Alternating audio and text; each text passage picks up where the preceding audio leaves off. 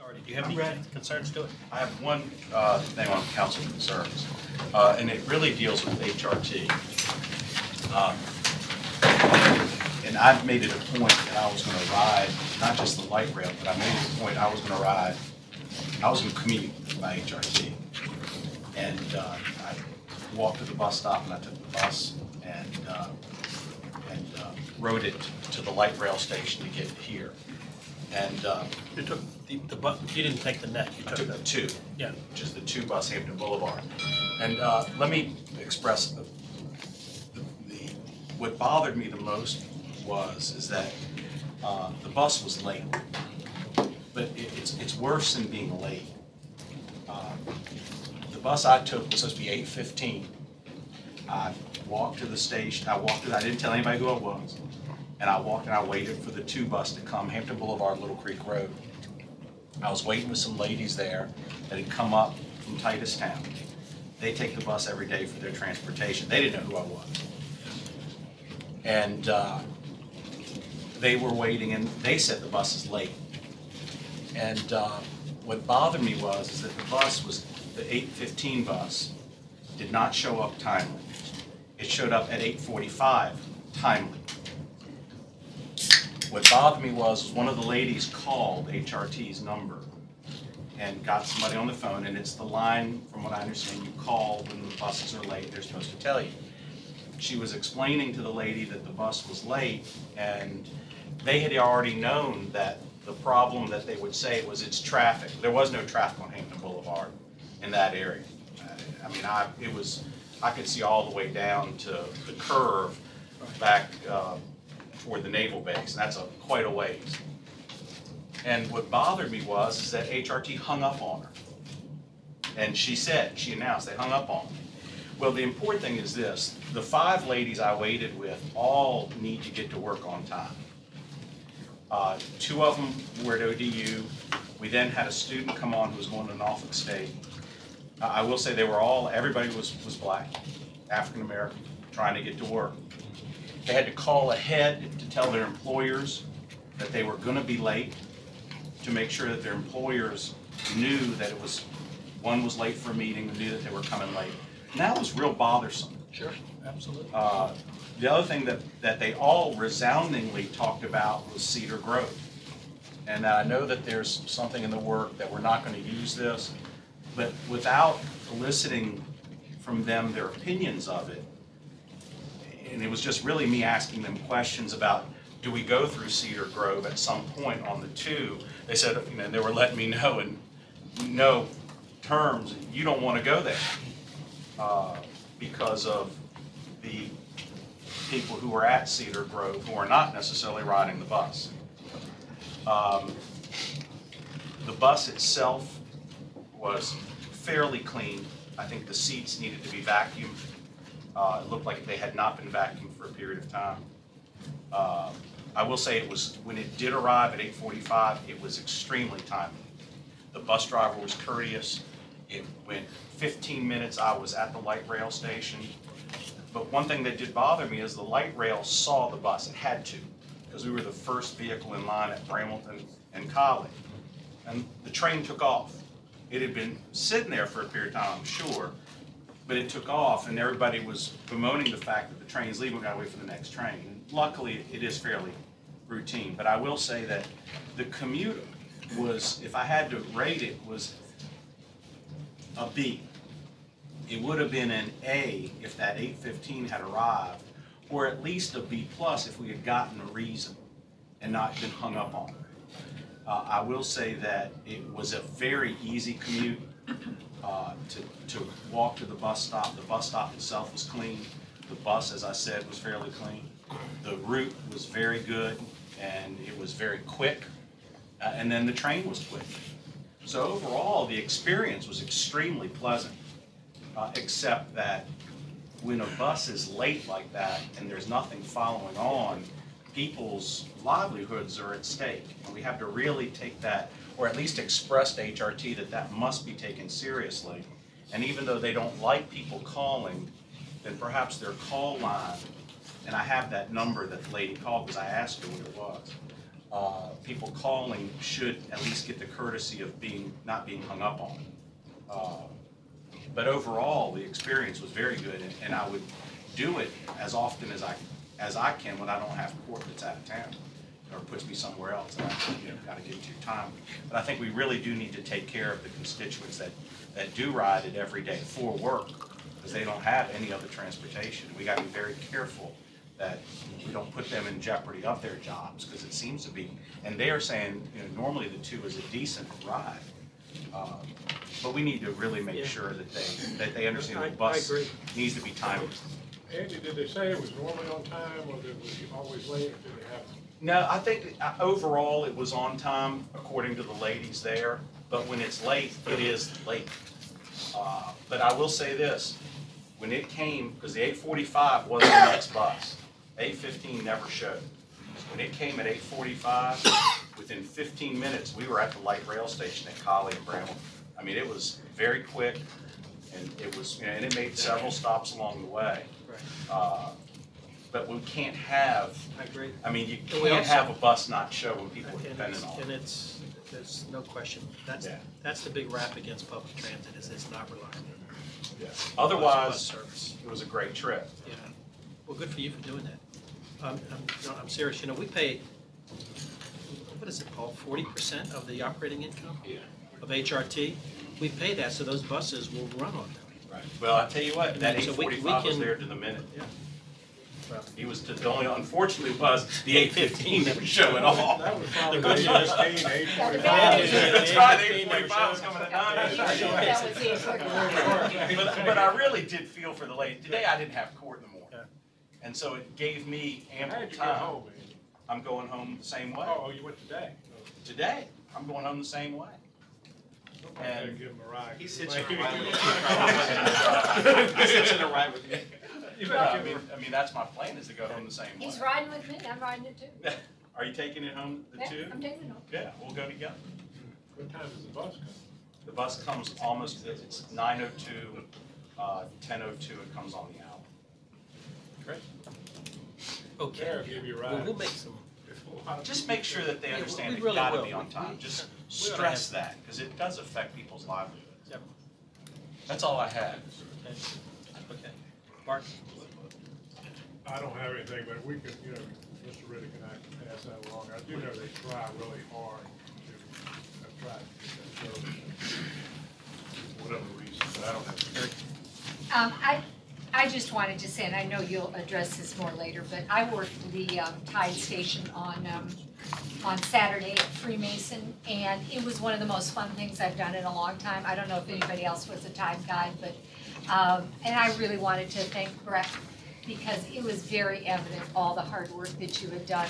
We had fabulous tours at Fort Norfolk, at Freemason, Chrysler Hall, and Breck, I know, pulled all that together at a pretty short notice, and the people Actually, he and worked the. on it for months. Well, but mean, I he- knew he was pretty darn stressed when I saw him about it, and it was really, the families were just having so much fun with it, and it was really a credit to how much hard work that he and all the community partners had done. Yeah. And lastly, I Norfolk would State tell you. really got into it, by the way. Yeah, well, Ingleside, all of them, and all these families came, they had face paintings, they had, just loved it. It was really neat, and taught me things I didn't know about Fort Norfolk, frankly. But I also want to tell you that just for safety reasons, I wrote it down here today, you needed to know that they didn't experience the earthquake. So if you have an earthquake, just get on the Tide. They didn't. I don't know, my staff said we had the earthquake because I did ride it. That's right. It was That's pretty right. funny, I got Just- on, so what'd you think of the earthquake? Just We all one went, more "What?" reason to leave the world pending, right? Andy is on it. The number 2 Next bus. will be Lucas. Let the BMW hang ride the tide. Yeah.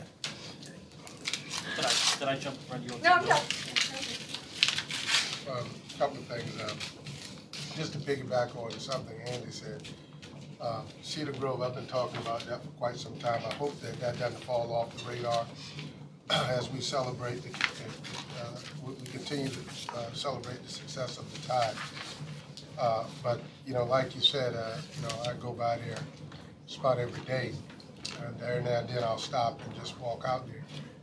And, you know, you're right, some of the folk out there, some unsavory characters that are there. And you got people that are intimidated by it. Like I said, I would, These ladies were. right. And I wish that on no citizen in the city of Norfolk. And I know that we have plans, long-term plans to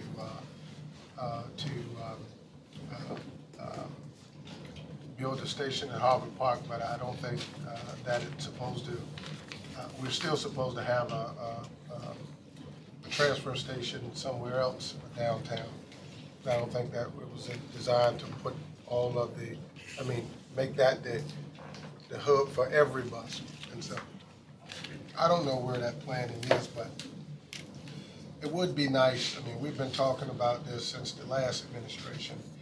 And I feel I said to him, and Mr. Riddick has said it, I've been saying it for quite some time. I'm hoping that that we can finally build something that's safe, that's clean, and that has the amenities that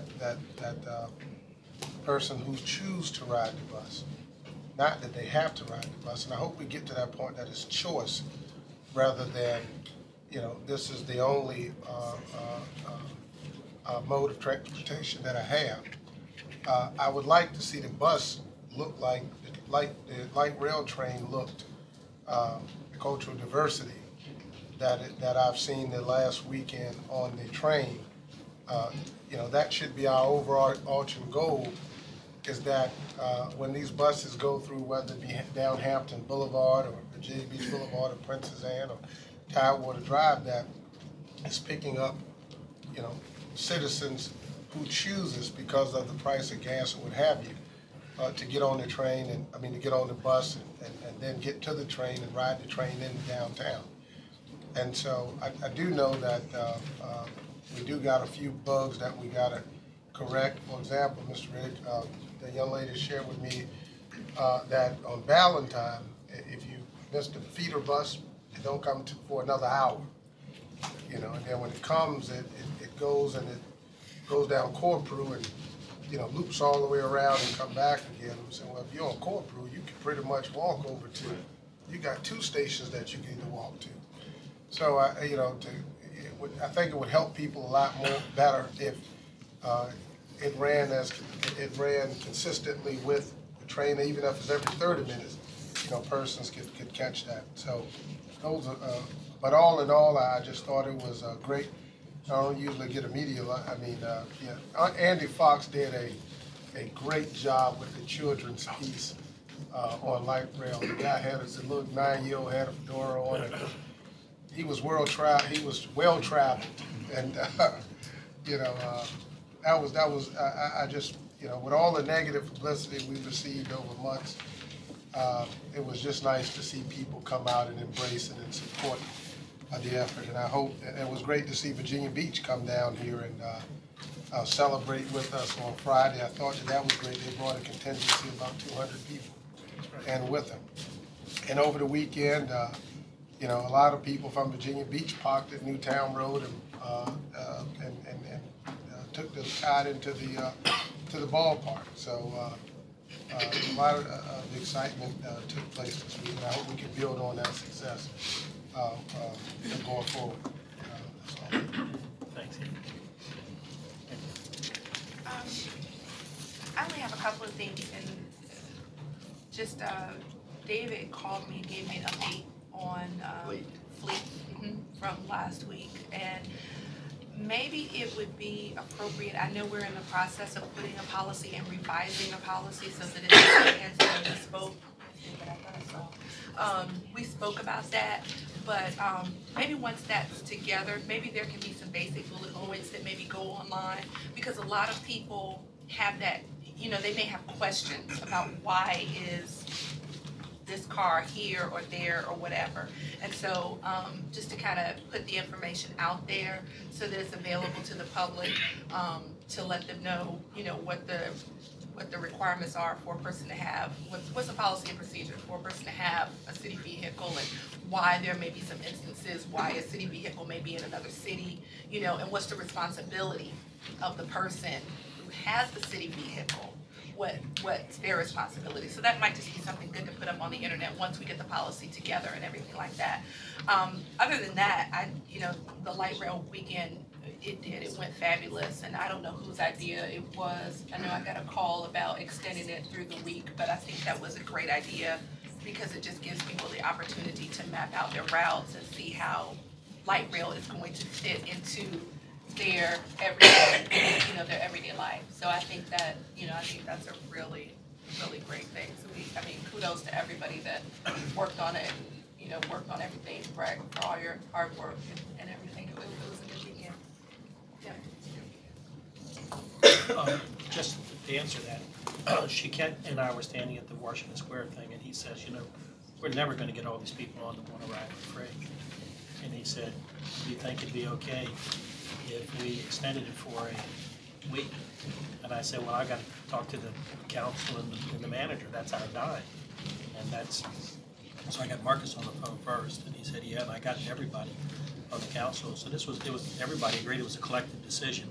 Right. And then, so then I told Phil we're all to go, and like within 10 minutes he announced it. But I mean, it was but everybody on the council played a role in that. Otherwise, I don't think we could have.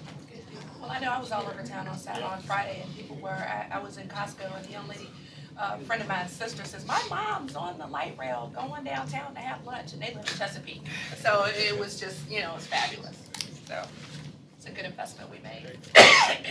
Tom. On the agenda, we didn't carry forward an item from last week, which was the Norfolk Emerging Leaders Program. And I just wanted to, I was at the program, Anthony was there, and Angela, just another example of what the city of Norfolk does, particularly for our youth. And I just wanted to thank Janet Williams and the staff that put that program together, and it was just another wonderful event. That was my second year attending. I plan on making that an annual return and going to that event. So, and I had to fill in for Anthony. He had to run and shake hands. I did a good job for you, Anthony. I appreciate that. Yeah, that's right. I emailed last week a request. You might recall, because we're going to get the presentation today on the dunes thing. John Mayer had submitted an application for a walkway, and I had emailed a request that City Council should vote on his request in all fairness to John, because we've voted on all the other ones since then, and I think that it would only be fair that we vote and approve his walkway before we adopt this policy. We had only delayed it because of the question that came up about it, and I did not see it on the agenda today, so I'm hoping that that item will go back on the agenda before we vote on any changes. I don't even know if we're going to vote on an ordinance for dunes, but just in fairness to him, because his application's been sitting there since October, and it's just got delayed because of everything that was going on with that. Yeah. That's it. Next Tuesday, we meet with the school board. So if anybody has any agenda items that they want to talk about, if you'll let Breck or the manager know so we can get them on there. Obviously, school construction will be in the forefront, but if you have other SOLs, okay. Because we haven't gotten it. But if you have any thoughts, let them know. Is everybody planning on being here on the 30th? Will you be here, Paul? Yeah. Next week? What time? Because what we could do then is we could meet with, if everybody's here, we could meet with the school board, is that at 2 o'clock? 2 o'clock. And then right after that, and then Vernon, you tell me, could we then do appointments, take our time with a whole series of them? Yes. Is that okay? Because we've got it on the agenda today. I know at least one of them I want to talk about. Maybe there are a couple of others, but we could try to get them all done. We'll just agree to hang around for another 30 or 40 minutes after the school board meeting. And that's okay? Yes. We're not going to vote on anything because he then has to present the ordinance the following week. We meet again the 13th is the next. Okay. Okay, so we'll make sure that we try to handle that. We're not meeting the day after Labor Day. Dinner at your house. I know, but I thought we got rid of that when we went to the new schedule. Well, I don't know from week to week. Every time. And then finally, I mean, everybody's touched on it, Marcus, but, you know, you need to relay to all of the department heads. I mean, the entire administration, from top to bottom, played some role in this successful, you know, rollout of the rail, but to express the council's gratitude, you know, and to you too, Marcus, thank you. I know you had hours and hours in the thing, as did a lot of people around here. I know we've mentioned Evil John Kiefer several times, so, but Stanley, I mean, there's a history here that goes back a lot of years, the people who have worked on it to get it to this point. And so they all played a role in its launch, and so, you know, and Breck too stepped up. I don't know how Breck got in the middle where the clerk of the council's role was to throw the parties at the stations for light rail, but That's what he said to me he too. said, I don't know where in his job description that was. Now we know what his talent is. Yeah, he and Alan, but it was really a complete team effort. You know, I mean, all of our friends helped, and so, you know, we have a lot to be proud of. Even, I hate to say, well, I don't really hate to say it, but the newspaper did a good job of covering, you know, its launch and its Showing his age now. I am showing my age. Getting a All little right, I weak take on it the back. ball. I take it back. You used to have a backbone.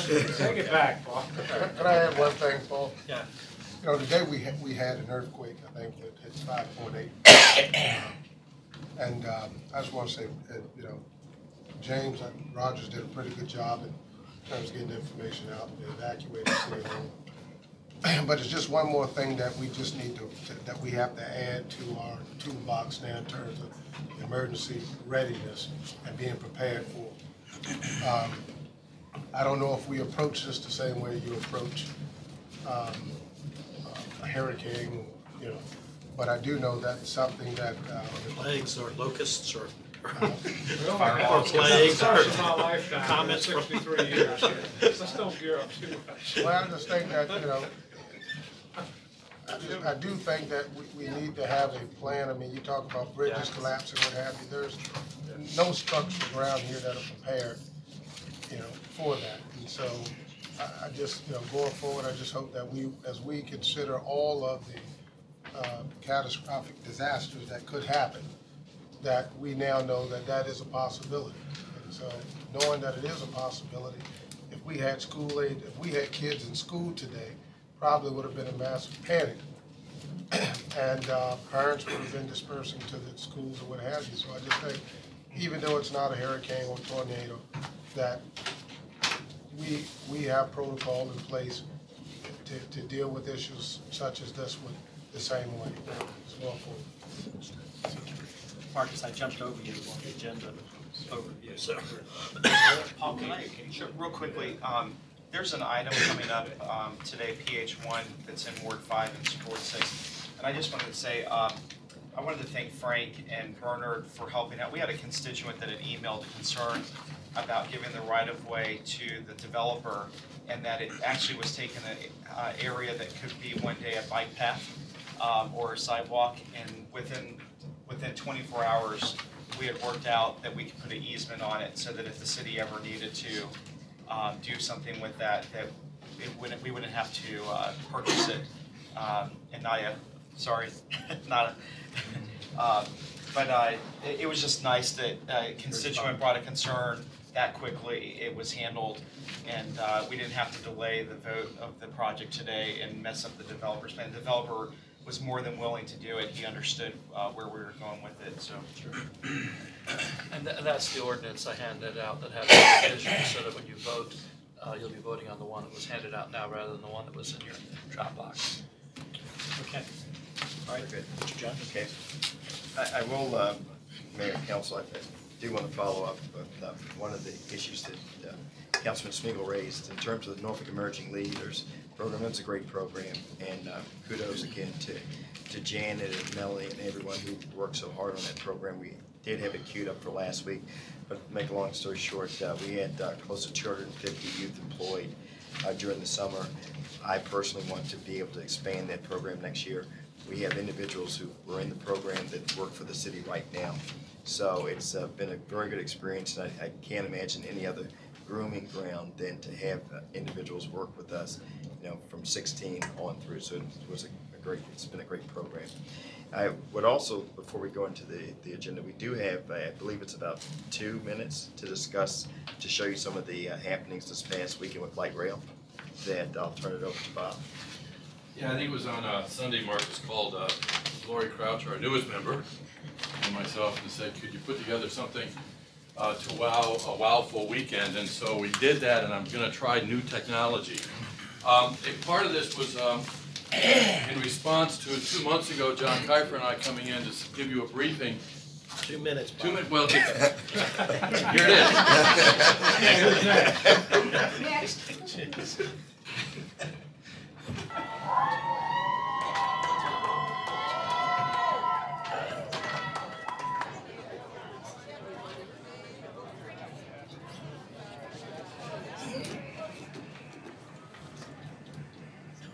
This is how we're getting in 2 minutes.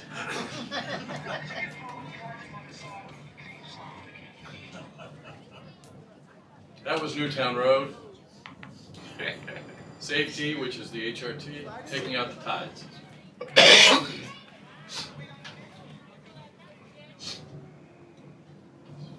It was a great crowd. I mean, It was, crowds and this is Inglefest, which just blew way up because of it.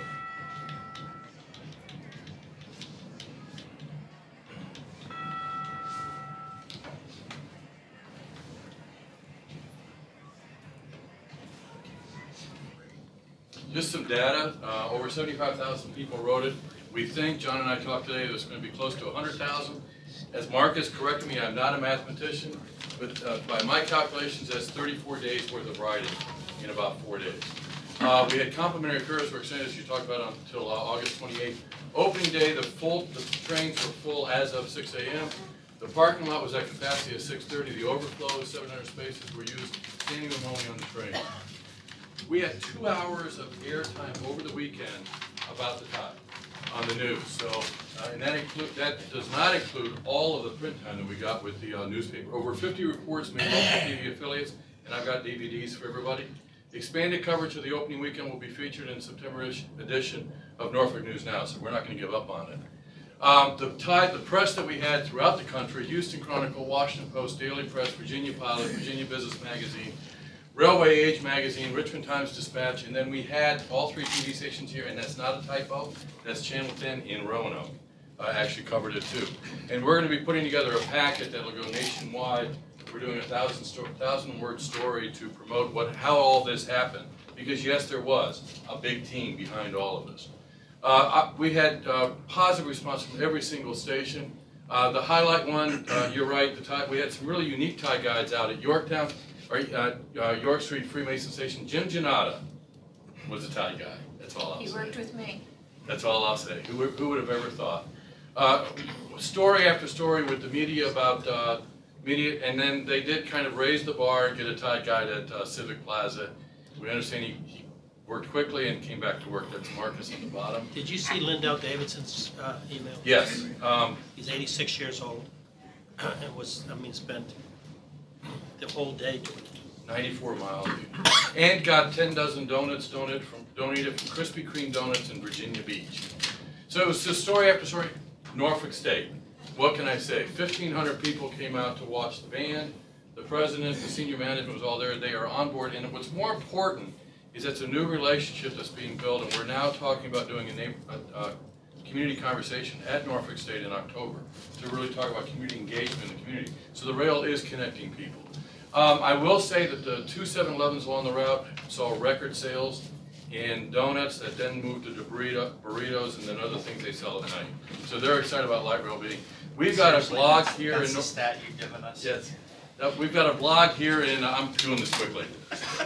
There's a blog on our site that we're getting feedback on. The one I like is, I'm here to joyride, I wanted to be part of the experience, and that's quoted in the Houston Chronicle. Now, you stole my thunder.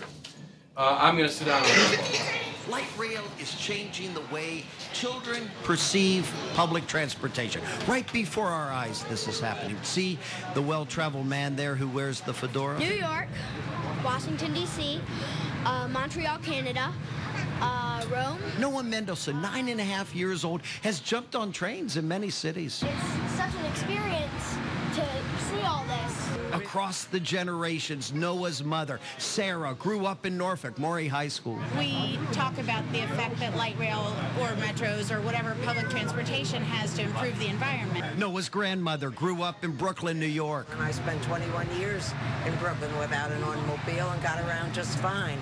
It comes full circle back to Noah. Light rail makes public transportation cool. Light rail's cooler than a bus. Well, a lot of people don't get to see this stuff, and it's important to keep people educated about culture and different parts of the world. In many ways, light rail is a reflection of our past. Helen Watson rode the streetcars from downtown Norfolk to Ocean View in the 30s and 40s. The past has become the future. It's neat. It's neat. It's cool. Because you remember the good old days. These are the good old days. These are the good old days. Light rail, the new good old days. I'm Andy Fox, 10 on your side. Great. It's cool. I've got to pick up my mother, who's 87 tomorrow, and take her to Newtown so we can ride it in with them. Well, and also we're working on gathering information about, we've said a lot of great things about light rail, but there are a lot of stats related to just what is done for the economy, what it's done for the city. So we're gathering that, and we're going to report back to you also with some of those data points. Okay, what we have, I guess, in the next hour, and I will go through this next presentation pretty quickly. It's something that we discussed last week, impact, and it's I guess it's very timely based on even our council input this evening dealing with HRT. So in other words, what we're attempting to do through this impact program is to make sure that we're responsive. Simply put, one of the challenges that we do have in the city is that we have multiple systems. We have multiple technologies. It's interesting that there could be a situation from a constituent where there may be a problem that it would have been okay in the past to say, well, that's the health department, and the health department is a state department and not a city department. But to a resident, it doesn't make a difference. So what we're doing now is we're spending more time working with our partners, including the health department, state agencies, city agencies, to make sure that we are responsive to citizens' concerns. So with that said, basically there's no council action required at this time, but we want to give you some of the guiding principles of the new program of Impact. And it's basically just a better way of providing customer service. We want to be more responsive, and we've been saying for a long time now, well-managed government. And those are some of the things that we have to do when we start to think about what's important to our constituents. One thing is that if there's a question that's asked, maybe we can't resolve the issue, but clearly we can respond and we can be customer-oriented. What we also want to do is make sure that we're good stewards of public resources. When we start to look at just dealing with issues or concerns from the residents, one of the things that we have come to understand is that, as I mentioned earlier, our systems in the past have not been geared to be responsive. I'll tell you, one of the long-term impacts or goals of the Impact program will be basically to be one-stop shopping. If there's an issue now, in most cases, for instance, if there's something that's dealing with social services, it will be specific to the Department of Social Services, Human Services. But whether we're discussing grass cutting or an inoperable vehicle, what you'll see is that there are so many different calls or so many numbers that someone can call, and many times after 2 or 3 calls, the call goes to you, which then comes to me, and that's not what we want to do. Basically, where we are now is we have the Norfolk Cares Assistance Center, and we believe in just putting everything out there. When we start to compare other localities, for instance, Hampton, they have a 311 call center, and they have 10 people dedicated to it. Virginia Beach, they have a citizen service program where they have about almost 16 people dedicated to it. Basically, at one point this summer, we had one person. We had one person at the Norfolk Cares Assistance Center. And when you start to think about 242,800 individuals, one person is not going to be able to service the needs of the community. So what we're doing now is, one, building from within, to make sure that we can adequately staff the calls that are coming in. Now, we typically do bubble charts, okay? And we have not had much success with our bubble chart, so we'll try one more with this. Norfolk Cares, the line is 664-6510. But again, there's a different number if you need to have a reported traffic light, problem for traffic light, or there's a different number if you want to report a pothole. You want to get to a point that there's just one central number where there's adequate staff that can take those calls. We believe that in the past has led to a lot of confusion and even misinformation that goes back out. When we start to look at best practices, again, we mentioned Hampton and Virginia Beach, but also New York City, Austin, Texas. This whole movement towards one centralized number has been something that has been able to stop confusion and, more important than anything else, allow the residents to have consistency in the way that we respond to concerns. Again, the best practice is basically you have a tracking system. You're able to follow up with calls. You have one single point of contact, and that person's able to respond back to you over time and track your particular issue. I will say that that's where we want to go long term, but in terms of a 311 center, it's technology, it's staff, and that's something that we'll discuss in the 2013 budget, but that doesn't mean that starting today that we can't change the way that we interact and become more customer oriented. I want to say that we have great staff. We have great staff, and what's held us back in the past has been technology and not sitting around a table and using case studies to say, well, how do you address this so that we can all be on the same page? So in the short term, we are going to beef up the current call center, and we also are going to have training, universal training for each one of our customer service individuals, and we're going to have an all-hands-on meeting on Friday just to discuss customer service and the principles of impact. So ultimately, again, we continue to talk about being data-driven, but we can't be data-driven if we're not collecting the data in one central place. So as we report back to you quarterly, our first step is to make sure that we have one individual or one group that's basically collecting all the data. We look at our response times because it's easy to say that we will cut grass in so many days. We'll have something moved, an operable vehicle removed in so many days or addressed. But if we don't have the staff to even meet particular response times, then we're promising something that's going to be very difficult to deliver. What we can deliver is customer service in a consolidated approach.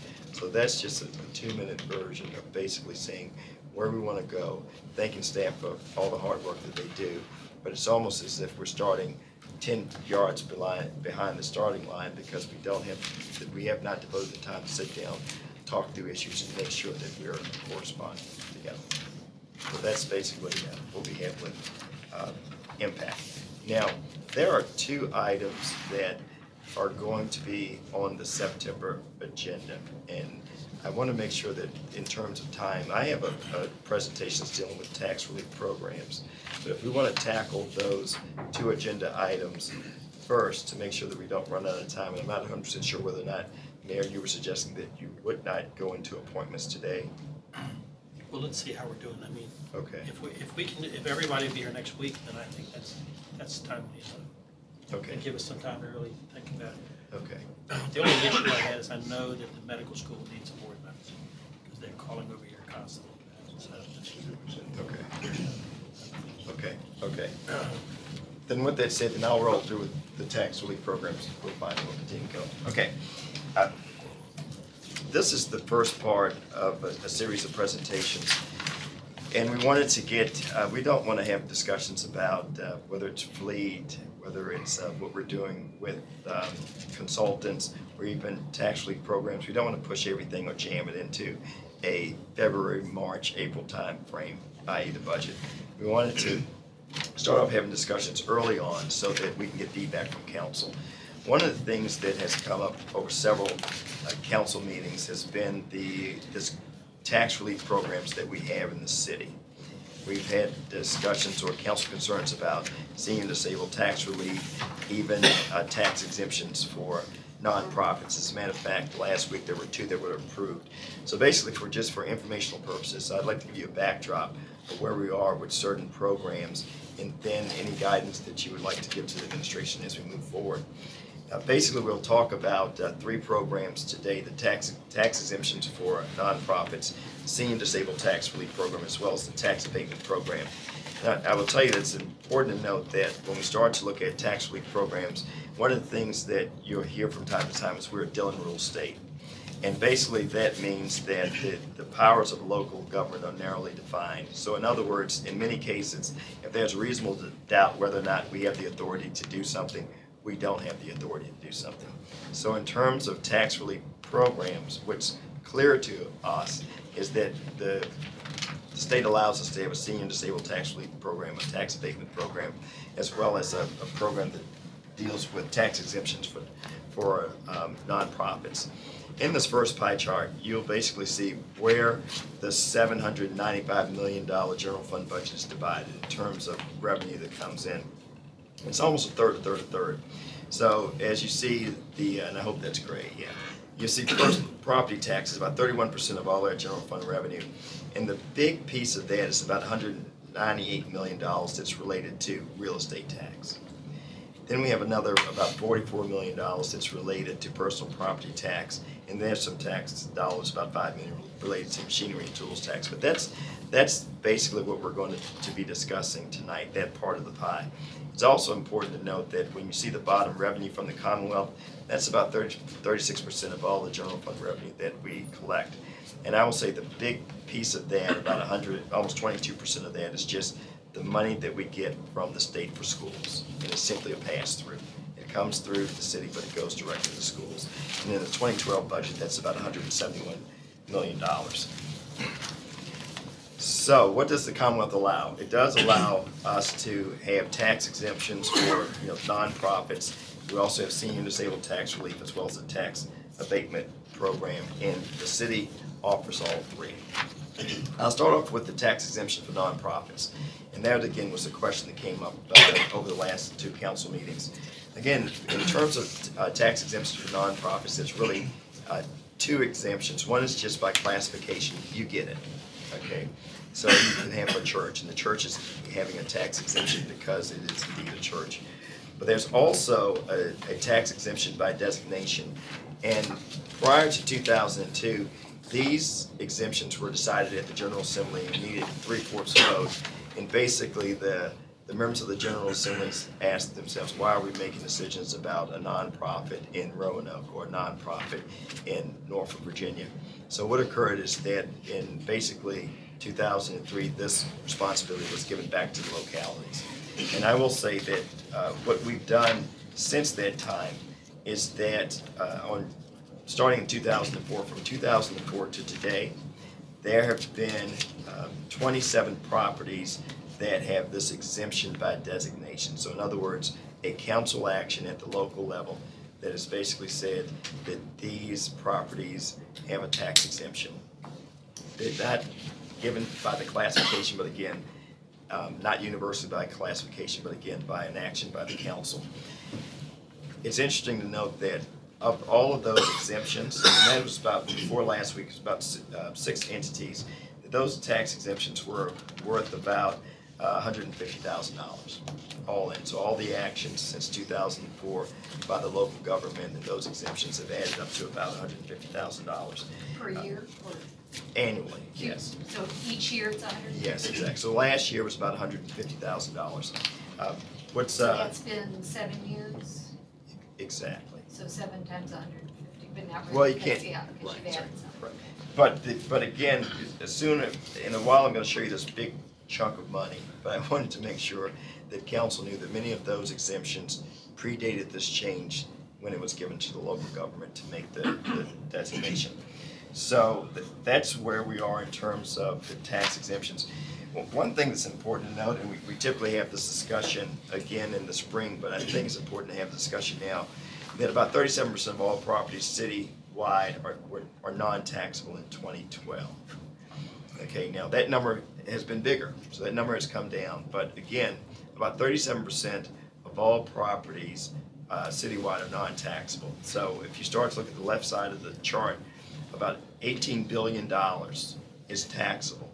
but there's another almost $11 billion that's not on the tax rolls.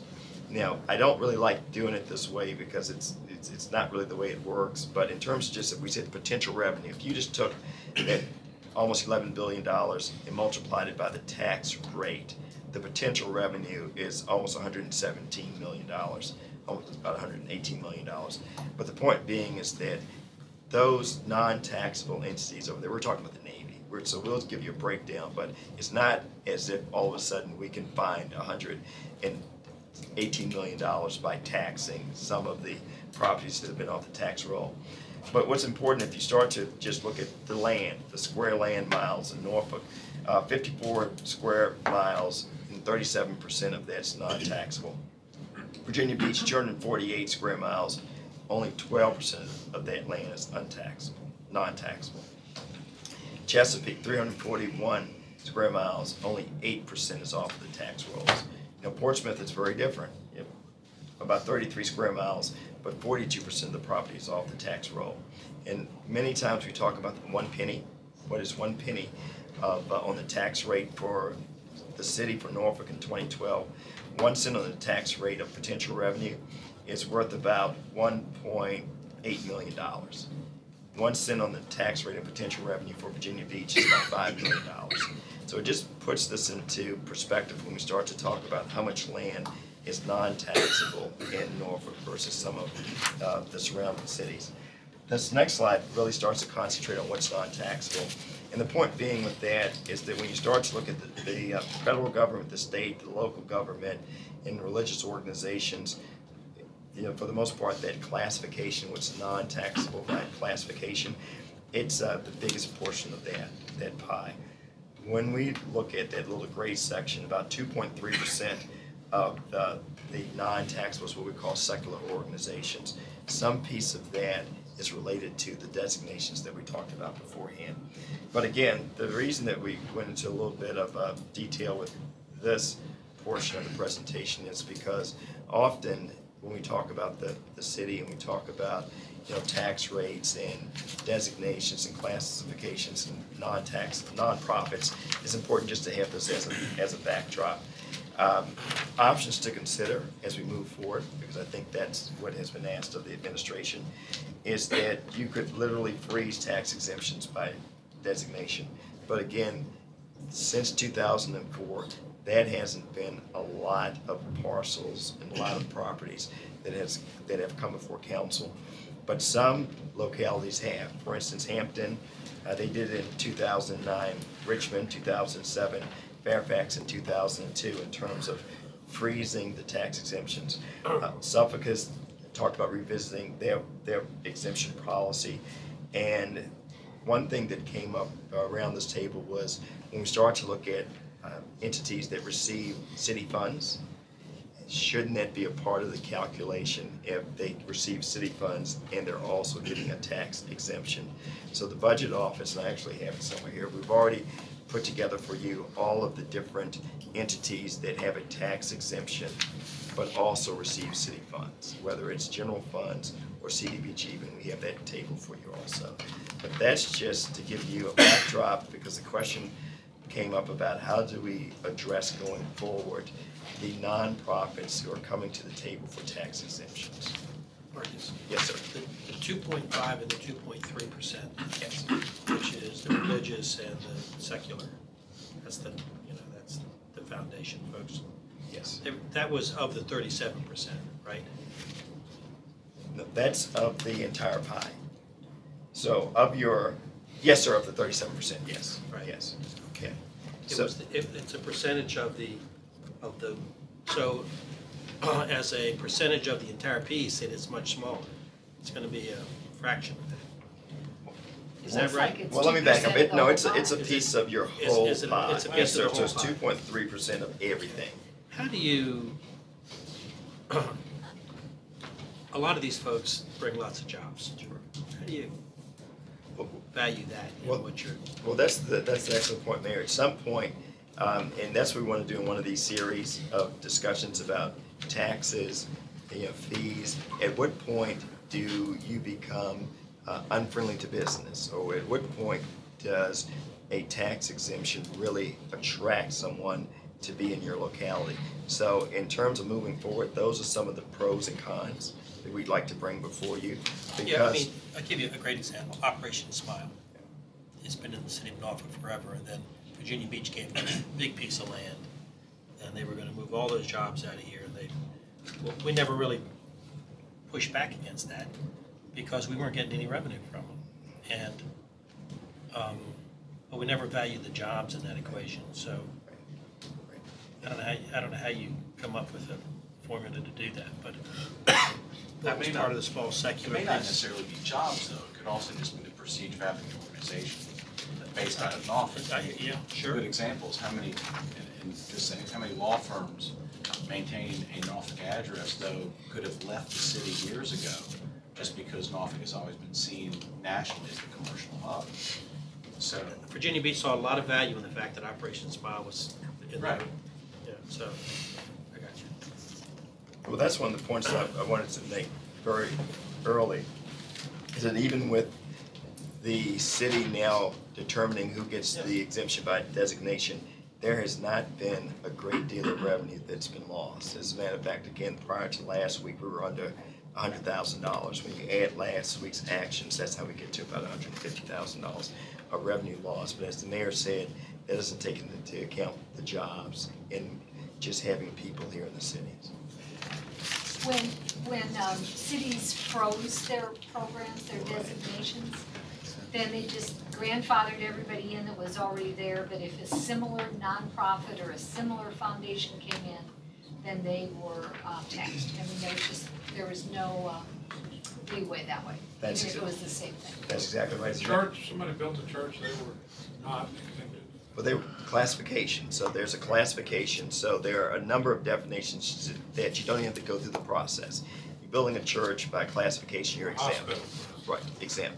So, So really, not that many, when they froze it, they didn't affect that many people. It was a small group. right, and It's not like you said, go to church or hospital, Right. whatever, we're not, you're paying tax. that's exactly right, yes. So in that pie chart, where was hospital? Hospitals would be under, My guess would be secular. yeah, it would be under secular, right. So that Right. wasn't a Right, designation. but let me, Correct.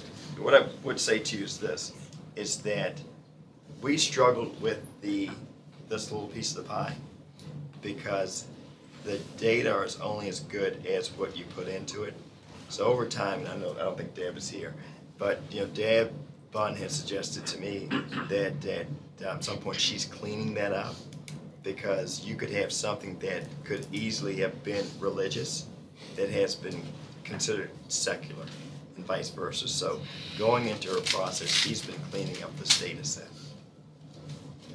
So are you saying hospitals are designated or Classified. Classified. classified? So they're in, But they're also under secular.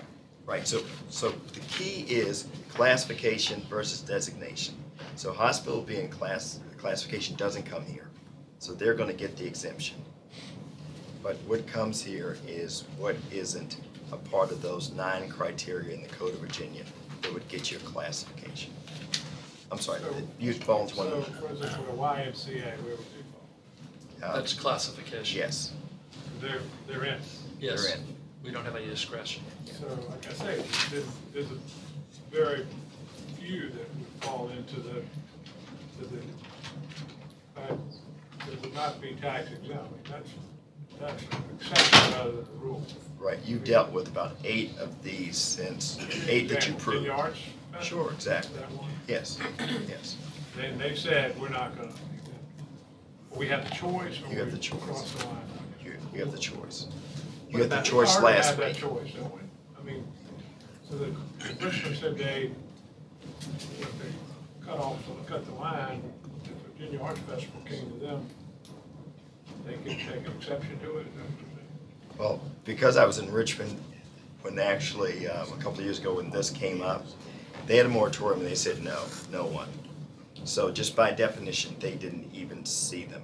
They didn't even hear them. But because there was one entity that had the exemption in a different locality and moved to the city and basically assumed that the exemption followed them, then the city made one change, one exception for that. But if you closed the door, you wouldn't even let it come to the But it table. would seem to me that if someone like the Arch Festival was gonna do what they did and had so much value added to the city, that you make an exception, they made an exception for somebody, why do you just draw the line? You could say these are exempted and everybody else is, case by case basis. You could continue exactly what you're doing in the Which is what we process. did. Yes, you could continue. Which make, I don't see drawing the line. Marcus, what about a healthcare provider who was paying taxes on his medical practice, who is then becomes an employee of a healthcare agency and, Doesn't pay taxes. doesn't pay taxes, But when they become an employee of the hospital, we lose their VPOL tax. right? And if they have offices, their real property tax, personal property tax. Simply because they Become They employees. start- So they They get an get it. unfair advantage over the independent, providing the same service. Yeah. Right, they have the tax advantage. So I'm curious There- we that, don't have any discretion there, No, because that's the easy. so that's statewide? yes. I'm curious that in that situation, I mean, it's not really being employed by the hospital, they're being employed by a healthcare system. And, so, I don't know, I guess it's any system, any healthcare system. Yes. Yeah. But the real question, let me ask you this, I let's just say can't that, believe it's that small. let's say they own the office, or if there's not a transfer. Let me ask you this, are they typically making transfers of their real property if they own their office to the healthcare system? Yes. Or are they, But I'll give you a great example. The office building I'm in right now has always been private. And so, that office building has always paid taxes. It's now been bought by King's Daughters. And so the office building's not gonna pay taxes.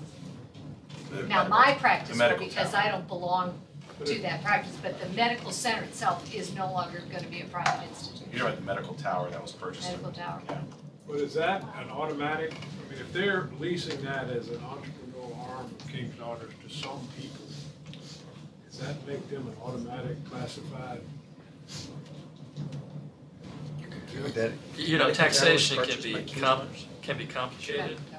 You're right, Lots but of that I would say in general, whatever the hospital owns in its hospital business is gonna be exempt by classification. Say if they bought it and put all their own folks in it, that's one thing. If they buy it and have a third of their folks and two-thirds that they're leasing for profit. I assume, If it's not I would assume, Vernon, if it's not a listed lease. That's one that is covered. Yeah. That if they're leasing it, and what the standard is a little bit soft, and they're getting substantial revenue outside of their exemption, outside of the hospital care, if they're getting substantial revenue from their leasing it, then they lose the exemption and it becomes taxable. But then you take the chance that the entity could always go somewhere else, and then we lose those employers within the city per se, and we lose the foot traffic and the tax dollars. They may leave and buying lunches and going out, and doing what they do in the city. So it's a catch-22. It's a very difficult. Well, it really isn't difficult. It's something you just have to bite the bullet on and live with, and that's fine. It's just But I how it will is. say the term nonprofit does raise some questions. By definition. Sure. Yeah. Well, the next section that deals with senior and disabled tax relief is another issue that over time, it's a program that basically we've had a number of changes at the local level. And I just want to give you a backdrop of that because that was another question that came up, is at what point do we consider to continue as is, cap the program, rethink the program? So on slide 11, basically, again, allowed by the state, you can have a senior disabled tax relief program. And I'll talk a little bit about the changes to this legislation later, but right now, this is what we have as a city. Here are the criteria to be eligible. You must be 65 years of age or totally and permanently disabled.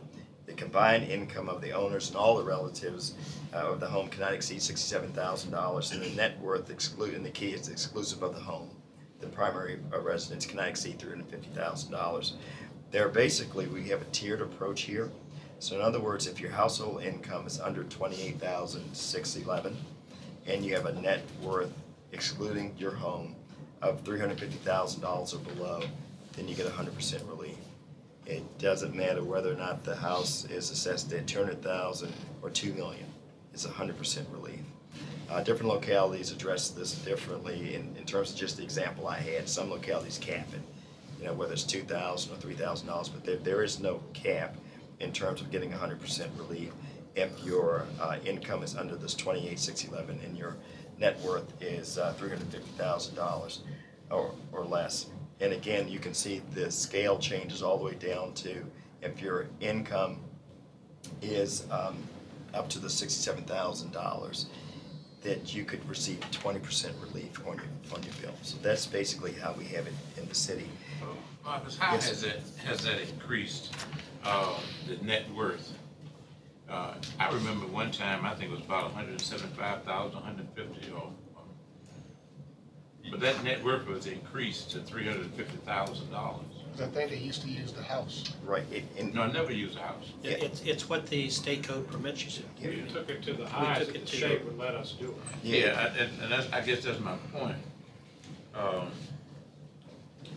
I guess if somebody has $350,000 in the bank, and I'm using that as money in the bank, as their net worth, then why would they, get 100% exemption?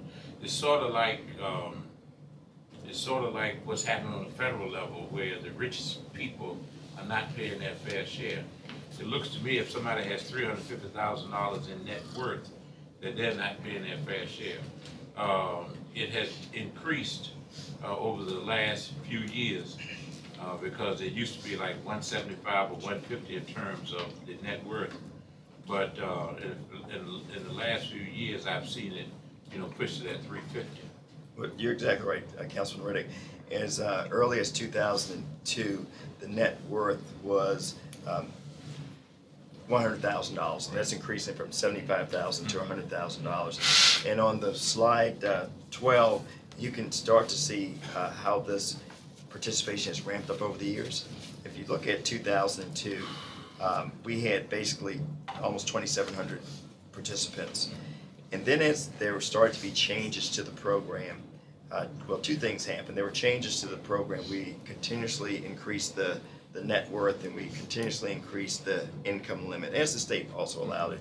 But also that's a period of time, if you start to look at 2006, we had overall assessments increasing at 16.8%. In 2007, we had overall assessments increasing almost 25%. In 2008, we had overall assessments increasing about 17.5%. So if you start to look at it, assessments were increasing. We also increased the parameters, and more individuals were going into the program. It almost doubled between 2002, with almost 2,700 participants, to 2008, where we had 5,200 participants. So that's what's really happened over time. It's interesting if you even start to look at the assessed value of a home. Back in 2005, the assessed value citywide, and the average assessed value of a home was about $122,000. When you get to 2009, it was about $231,000. So you started to see the average assessed values increase. You started to see assessments increase, and almost to counter it, for lack of a better word, there were changes to this program, and more people got into the program, and there was more relief that was provided. And I will tell you that now that we've seen 2 consecutive years of assessed values declining, we've also seen a somewhat of a tailing off of some of the relief and the participants in the program, which is on the next slide. If you, and not right now, but later on, if you just give me an idea, give us an idea, if we roll that net worth back to not to exceed $250,000, what that would bring us later, and you can give us your clear. Okay. I know some folks are pressing on. Well, it's, You know, we never, once we took the tax rate down to $1.11, from $1.40 to $1.11, we never adjusted those numbers. Right. That's exactly right. So 29 cents comes off the tax rate. The senior and disabled tax relief program stayed exactly where it was. Right, so they not only got 29%, they also stayed. And this is that. So, and I know there's maybe a lot of things on the agenda. The other point I'd like to bring out is just the overall relief. The relief, if we stick with this 2002 versus 2008 scenario, we were providing about $2.1 million of relief in 2002. The program more or less peaked at $8.6 million of relief in 2010. So again, what we're seeing is with 2 consecutive years of overall assessments declining, we're starting to see that relief go down. But there are a couple of things that have happened recently that it's important to get this in front of you. The General Assembly did a couple of things. One, they took the limitations off of it. So in other words, now a locality can craft this program the way that you want to craft the program. But there's also another piece where you have, for those individuals that are permanently disabled 100%, that also was a new change to the program, which I believe we've seen at least 150 individuals who have qualified for the program since that time. It seems that there could be 400 individuals that are eligible, but we don't know whether or not those individuals actually own homes. So again, there's this opportunity to take a fresh look at the program. Some localities have done just that. For instance, some localities I mentioned earlier, they just capped the total amount of relief. Some localities have gone into what you would call a deferral program. When you say cap, explain that. Well, for instance, Mr. Mayor, it's basically... Per individual or per total? Right. Chesterfield, for example, Chesterfield County says no matter what, the maximum relief you can get is $2,000. Right. Same thing, Henrico has also had a cap of about $3,000. So there's different ways of doing it. Suffolk's looking at ways to change it. And we're not, suggesting that this is a bad program at all. And we're not saying just do away with the program. But there are some opportunities that I don't know if it's revenue neutral. I don't know if we can still make sure that we're taking care of those individuals that are on the lower end of the income stream. But I do believe that we owe it to you as administration to give you some options about how we could change this, or give you some options about changes, given that things have changed since we started to make the program a lot bigger. So, looking at Chesterfield County or Henrico, Right. they cap it at 2,000 or 3,000. But do they have a total cap? Like I think for us, we have like, whatever we budget, X number of dollars, once that's gone, that's gone. Right, but we have, so let's start off with the localities. I'm not sure whether or not they have a cap, but I do know that they cap individuals. Right. So for us, we've estimated that about $7.5 million this year. I would suggest that it's a hard cap in the sense that we go in and put an ordinance in, but it's literally a strong estimate that we wanted to stay at that level. I believe we'll be a little bit north of that, and I think it has a lot to do with getting our arms around the change to the legislation and the disabled veterans.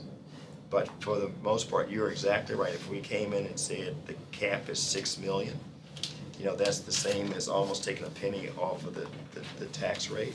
So those are things that we could come back to you. But again, we want to make sure we provide you the unintended consequences also. Because there may be something that the council says, well, we're very concerned about individuals making $28,000 or less. But can you do something about those other 4 areas in your scale to see if there's some kind of way that we could keep this at a certain amount of dollars? Even with the cap of, say, $7 million total, how does the new legislation affect that? Is that included in that? Because there are a lot more people that got added with the new legislation. Right, we believe that right now, that there's about 400 individuals who would qualify with the new legislation. Including that legislation about the veterans' wives or the servicemen's wives? Yes, my understanding right now where we are is about 400. And also I believe the Attorney General's opinion was basically that begins January 1 going forward as opposed to going backwards. So with that said, it seems like the universe is about 400. And of that universe, about 150 have qualified so far. And that's where we believe we're going to be a little bit north of the estimate of $7.5 million. Yeah. The last thing, I just want to go quickly over this, is the tax abatement program. Basically, we have a tax abatement program, and it's here to encourage significant improvements to residential, commercial, and industrial properties. The reason I bring this one up, and basically I provide for you the general parameters, but I'll go to the impact of the program. If you start to look at it, and you take a look at the number of individuals who have applied for the program, the taxes that have been abated, when you start to look at the total taxes that we aren't collecting, it's about $2 million all in. But the reason that I bring this one up is that because over time, under your options to consider, this is going to expire June 2013. Some localities had looked at the tax abatement program and said, can you enhance it and focus it on some of the more challenging neighborhoods? Can it be something that would create an opportunity for individuals to make changes to structures in some of the more challenging neighborhoods? But also, over time, we've made minor adjustments to the program, and they're to assist individuals who may drop out of the program. So that's something that I wanted to bring to you tonight, because this is, over time, there have been adjustments to the program if there's someone who's teetering on the edge of maybe dropping out. And we want to make sure that we... Right. For instance, one of the issues that is out there right now is that if you are ever delinquent, you're out.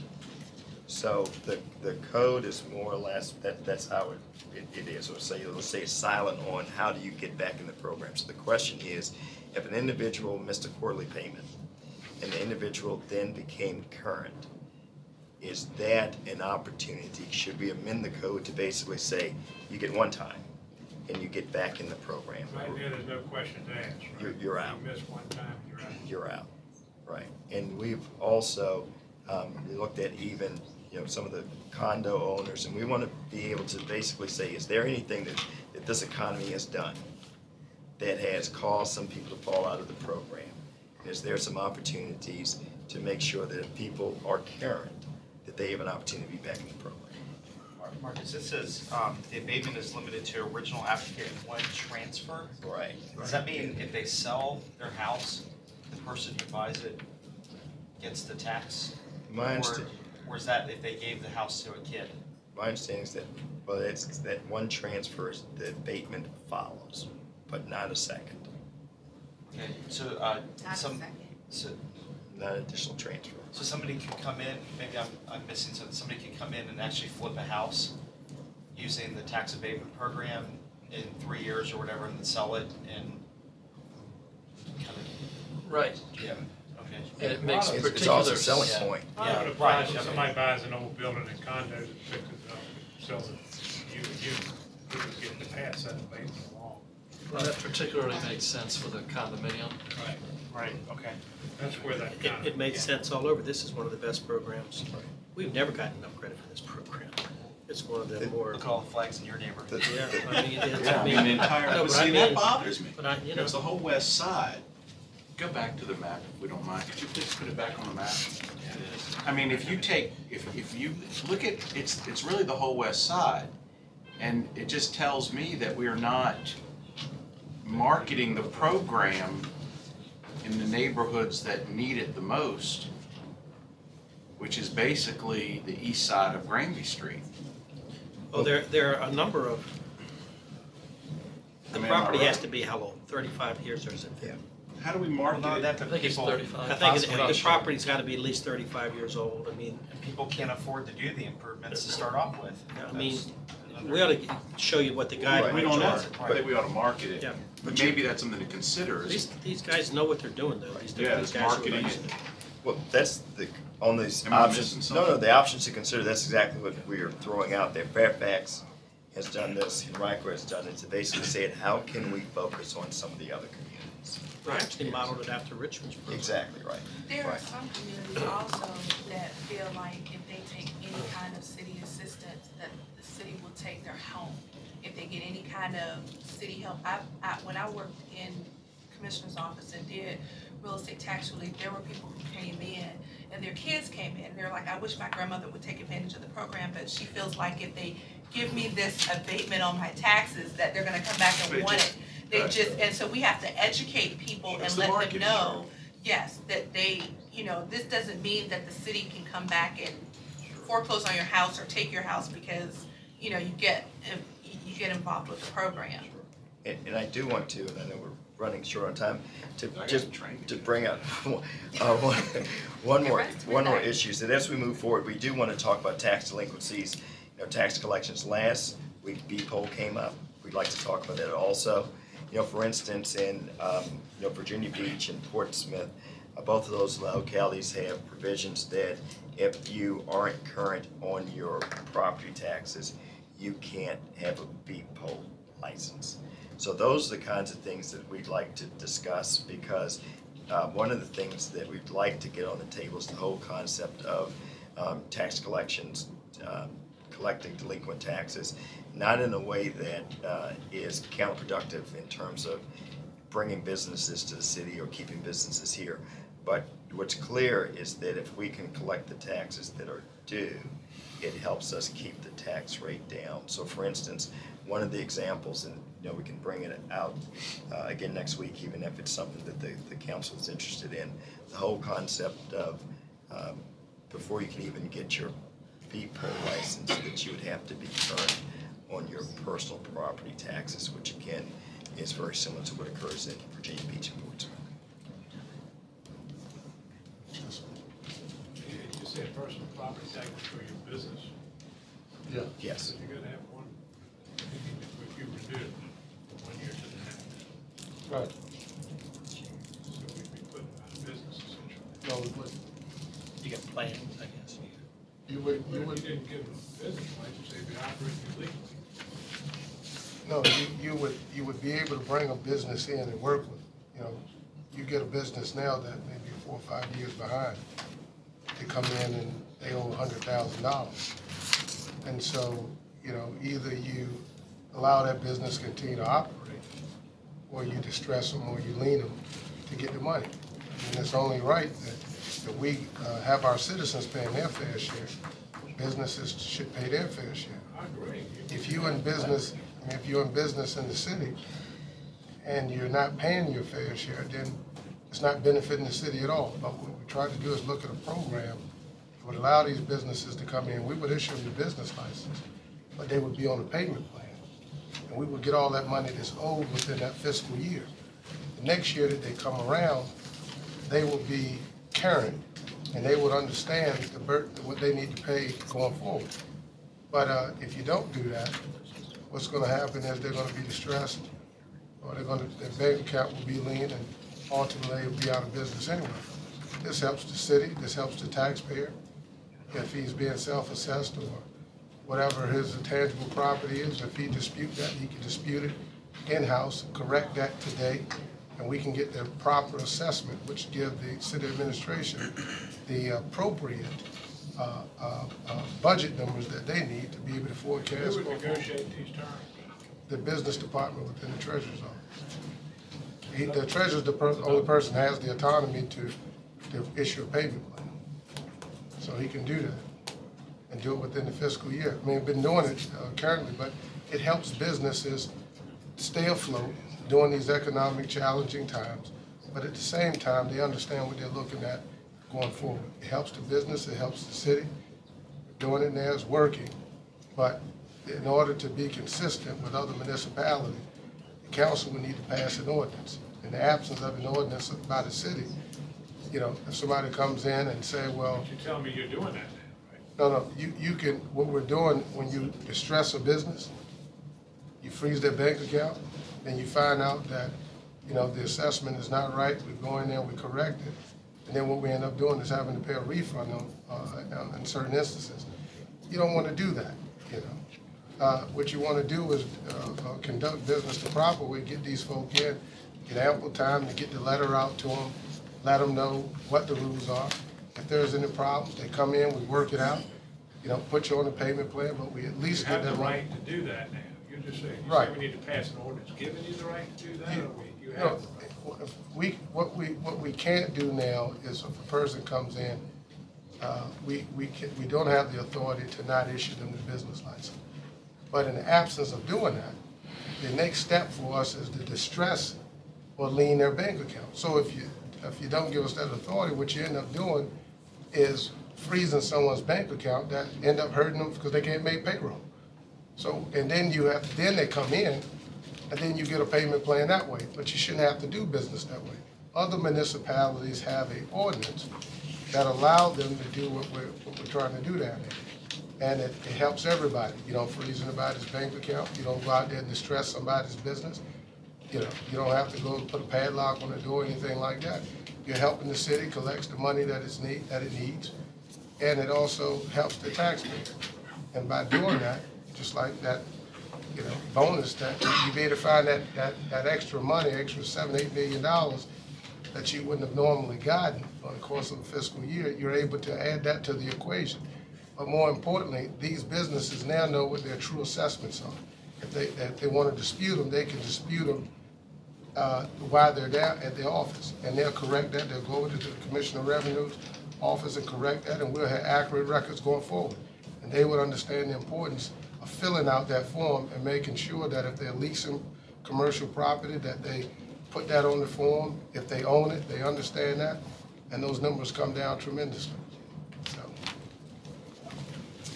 And we do want to get to a point where we give you a comprehensive package where you look at all the pluses and all the minuses that then, as I understood it, when we talked about the vibrant dynamic city, what was important was also to make sure that we put something out there that helps us attract, retain business, as well as make sure that we're staying. You don't want to close up businesses, that's not good. Let me ask you about red light cameras. When is that coming up? We can push that until the 13th of September. Okay, because these other two items Yes. are coming up. Yes, those timely. Can you, Frank?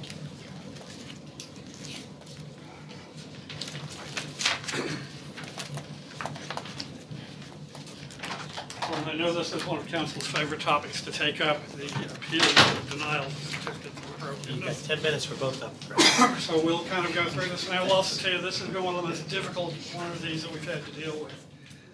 The request for this particular certificate of appropriateness is dealing with the third floor of 615 Bossavang. This house was originally developed with an architectural form that reflected a more traditionally rural type of gambrel roof, which is what this is with the way that the roof line breaks, as opposed to a more urban form, and I'll show you some pictures of the more urban form in a few moments.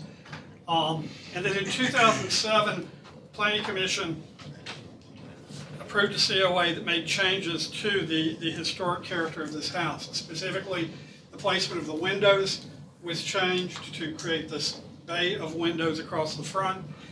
And the house, which had been covered in clapboard, was replaced with a cedar shake. And that was all done with the support of the Get Neighborhood League. Now, the applicant has now come in as a result of a fire that demolished the third floor of the house.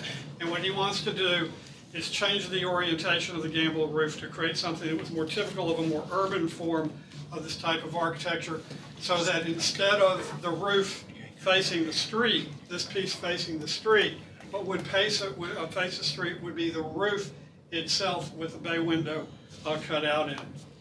And the applicant's argument when they made this was the number of other homes in the Ghent area that have this exact same kind of a roof pattern, which is what you see here.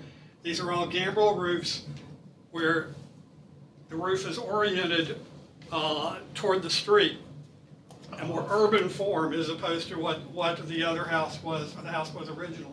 The Get Neighborhood League has voted to oppose this request. And what they've said is that they would like to have the house returned to its original appearance. The problem I have with that is that defining characteristics of the house were changed in 2007 if you go back and you look at what the National Register says about this house. So when it came to Design Review and Planning Commission, Design Review by a vote of 4-2 voted to approve it. They noted that the change was more consistent with an urban form of architecture of this period. The minority cited neighborhood opposition. Planning Commission unanimously recommended denial, citing the neighborhood's opposition. Problem is, you've asked me to give you a recommendation, so I try to be totally neutral and not apply what I personally think, but instead to look at what the requirements are. The Ghent Design Guidelines say that any renovation should culminate in design that fits into the streetscape, and that they should modify the structure without altering its character-defining features, which became the critical element as far as I was concerned in looking at this. Because if you look at what the National Register says of the character-defining features of this house, they are the gambrel roof with its current orientation, which has not been changed. Placement of a wooden porch on the front of the house, which has not been changed. A brick first floor, which has not been changed. And a clapboard second and third floors, which were changed in 2007. What I have to look at is the gambrel roof is one of those defining characteristics which the guidelines say should not be changed, and that includes the orientation of the roof. So because of that, I would recommend upholding the Planning Commission on this case, even though I personally think that it would look better if it was flipped. It's against my personal taste in this. It sounds like one of us, Great. I personally don't feel that. Personal, I'm just telling you, because I was asked about this earlier by some council members, and I said I thought that the Design Review Committee made the better choice. And that's because I think I like their design better. But when I come back and look at what the rules say I have to be bound, what I have to be bound by, not what council has to be bound by, it comes back to the orientation of the roof, which is a defining feature of this contributing structure, and for that reason I would recommend denial. Go back to what it looked like and what they wanted to look like This is what it looked like before the fire. before the fire. And This that is the in- original house. This is what it looked like right before the fire, where they've replaced the clapboard with cedar shake, Okay, which is how they have already changed one of the defining characters of the home, characteristics of the home. So the home, you're never going to get it back to the way it is listed in the National Register with all of its defining characteristics. That got changed in 2007. okay. This is what it looked like before the fire, and this is what they want. This is the viewing it from Bossavane, and this is the view from the side. What does the streetscape look like? You got, what the other houses look like? There's no real pattern because this isn't a historic district. None of these homes are immediately surrounding this house. Oh, okay. But the placement of the house and the massing of the house isn't going to be affected by this. And this or this would be completely consistent. This is the house that burned down. Isn't the second house the same as the third plan? There are houses that are fairly close to this. No, I mean this one, Frank. It looks Okay. to me like the second house is the same plan as the second plan is the same as the third proposed plan. I'm not following. She's saying right here, right? That house right there. Oh, here, this is the house that burned down. Right, And it's and then- very similar, but it was a totally different roof style. Then the, This is third not a plan- gambrel roof here, which the gambrel roof is this thing that looks kind of like a barn. Are there Where any- it goes up and then breaks. Any other, Frank, is this guy building this thing? Is he building I it? mean, yeah, I mean, No. is he, I mean, so. I have spoken with Mr. Lawrence as recently as this afternoon. I have told him what my recommendation would be. His only comment was, does that mean he won't get an opportunity to present? And I said, no. Council will have to schedule a public hearing, and But I then you'll mean, have the has he done any opportunity. work on the roof? Was he under the impression? He has done no work on the roof. So because he's what playing by all the rules. He's playing completely by all the rules. Is this, changing it around is not any way trying to cut corners, save No. money or anything like This is that? probably gonna be this would probably be more expensive Yeah, his than architect, what he's doing. that's what he, And as architect, he's worked with architects, He's had structural engineers come in because there was concern expressed that after the fire, the house was no longer structurally sound and did it need to be demolished. He has played by every rule there is. We originally told him that it was gonna need to be demolished. And he came in and reassessed this, and then after his architects came in and said, no, you can rebuild this house, the city rescinded. I believe that's right. Am I right? Yes, he was originally told it would have to be demolished unless you can provide us with the structural reports that it's sound, which he's done. And he has played entirely by the rules on this. What was Jen's argument for allowing the second? I wasn't here when that was done. That was done before I got here. But that is the first thing that happened. It totally changed the character of the house. No, I think that house looks better so, I than mean, the other house. I mean, That looks great. I actually am all right with this, but you need to remember, it's not what we think looks better. That's not what this is all about. And so you guys have to remember, if we're gonna be true to this, and we all said this is what we're gonna be true to for Ghent Historic, that's not, it's not aesthetics, it's historic guidelines. But what So happens? it's not enough for us to say, we It's like coming this. up next week. Yeah. Well, design review thought Now, I frankly will tell you, I'm okay with this. Right. Because this is consistent, I think, with other architectural styles that are historic in the neighborhood, and that's one of the criteria. But for us to say as an excuse for why we vote for it is because we, quote, think it looks better, isn't really what we're supposed to be doing. That's not our decision. Our decision is whether or not it's consistent with the historic guidelines. All right, I'll stop. You can't top that. And I agree with you. Because in this case, he's already gotten an exception in 2007. I'm I okay think with that this. really, yeah, Yeah, I understand. I'm also That okay. That You need- changes it for You me. need to know that the architect that is doing this is somebody that this is what he does for a living, is historic preservation. Right. And knows the rules, and, I think he's being consistent with the, interpretation of this type of architecture in the review. Do they ever, But do is they it ever coming update to their us? guidelines? Do they ever? They're working on it. The Okay. guidelines have just been taken through all the neighborhoods. Do we need to talk about the dune thing? I think the presentation is fairly self-explanatory. If you just want to look at the presentation, The one that's in the book. the one that you have that was loaded. The issue we have is that it is not exactly what the committee had originally recommended, and that was a result of legal review. And that's why Bernard is suggesting we bring this back to you for approval through a resolution. We're not in any rush on it, but I think we should still discuss it. It should still be presented, so. 13th. Well, or, yeah, when we come back. So do you want to, can we drop it back to the 20th? Yeah. Drop it to the 20th and Right, do it on. and I think we have a task force meeting at the end of September that maybe we should bring, if it doesn't match what the committee came up with. Have we advertised this for the 13th? Wait, don't let Anthony leave. No? Come back. Why don't we bring it on the, It's just a resolution. why don't we bring it on the 20th and we'll do it on the, we'll make the presentation next week. Do the presentation. On the 13th, okay? What about Before- hurricane? Before we leave, Marcus, could you address Councilman Burford's question about the Park Place property and what its assessed value was? It's currently assessed at about 702,000. Yes. Because that was left, unanswered. I appreciate that, Dr. Webster. I'm glad you held me back on that. Wait, hold on. James, anything we should know about the storm? Yeah, I know. And it's progressing, it's coming on the track to North Carolina coast, and again, it's gonna come up the coast. And again, what we're looking at is it's coming as a hurricane, category 3 hurricane. And again, depending on how far it hit land, it will be the determining factor in terms of how it hits us. But we are anticipating heavy rain and high winds is what we're anticipating for the weekend around Sunday. If we I think so. If we could get some guidance perhaps on expectations of what we do, what we're supposed to do in these situations other than hunker down. There was an article, That's what the professionals Actually, having the MLS has let us go. presentation. James, Talk to James, me. you told me.